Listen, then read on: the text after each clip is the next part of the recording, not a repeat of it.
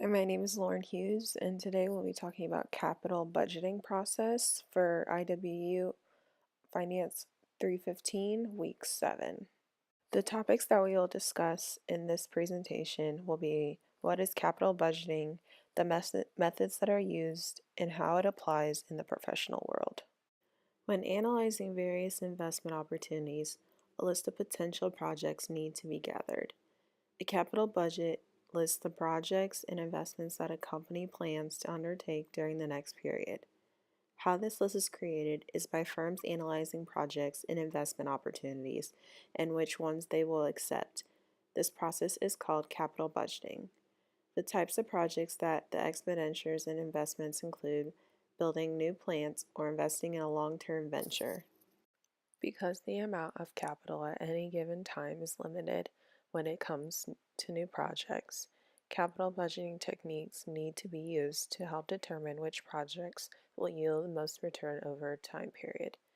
Businesses should look to pursue all areas to supplement or boost their shareholder value. Shareholder value is the value delivered to the shareholders because of management's ability to grow sales, earnings, and free cash flow over time. There are many ways capital can be budgeted. 1. Throughput analysis. 2. Net present value. 3. Internal rate of return. 4. Discounting cash flow. And 5. Payback period. The major three that are used to decide which projects should receive investment funds over other projects are throughput analysis, DCF, or otherwise known as discounting cash flow, and payback period analysis. Known as the most complicated but accurate form of capital budgeting analysis, throughput measures the amount of material passing through a system. Company is considered a single profit generating system. From this analysis, all costs in system are operating expenses, and a company should maximize throughput of the entire system to cover expenses by maximizing profits.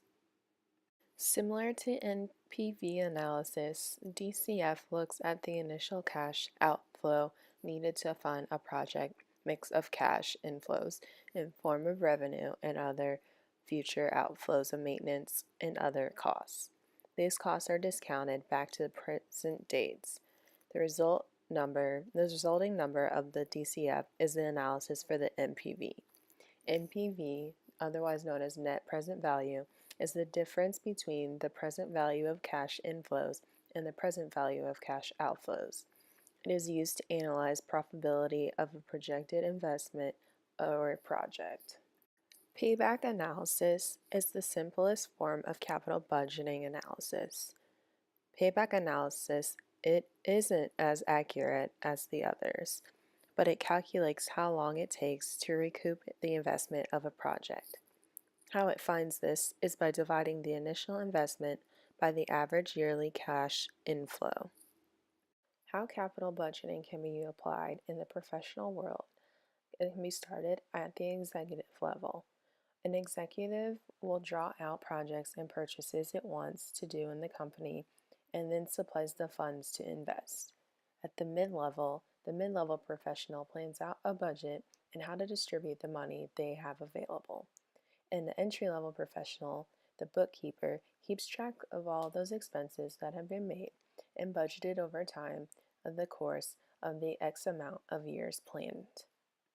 Ethically speaking, in terms of capital budgeting, is keeping the books in order. Honesty is the heart of budgeting. The numbers must correspond with the activity that is happening within the business, otherwise your budget won't reflect ethical priorities. It is very important to make sure that numbers match up, otherwise you'll be facing legal action. A lot of times when we get caught up in our finances, it gets hard to try and focus on what is the priority first and what we honestly should do. Proverbs 11:3 says, "The integrity of the upright guides them, but the crookedness of the treacherous destroys them." We must learn to do the right thing so we can be fair for all around when it comes to budgeting. Whether you work for the local or federal government or you're just a regular local business owner, capital budgeting plays a very important role in making sure that we know what areas we need to focus on to make sure things run smoothly. Balancing everything out is very important, so capital budgets help us make sure that these things are done accurately. This concludes my presentation, and I look forward to you guys one more week. Have a good one.